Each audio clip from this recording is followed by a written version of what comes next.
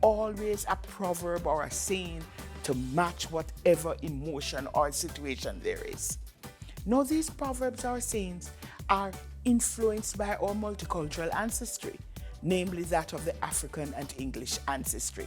And of course, it's not just the saying or the proverb, it's how you say it too. Say dog no howl if him have bone? Or as we would say in English, the dog does not howl if he has a bone. In other words, people do not become upset or agitated and make whole noise and carry on in them anger and distress, if they are comfortable. So remember this, dog no howl if him have bone. So you want to check out whether or not the dog have bone or not.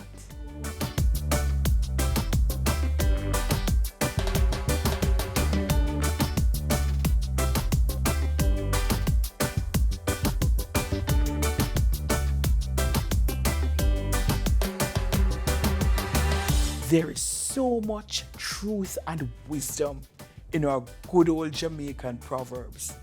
So we need to claim our heritage, know our culture, get to know with Jamaican proverb them, and use them when we really need to.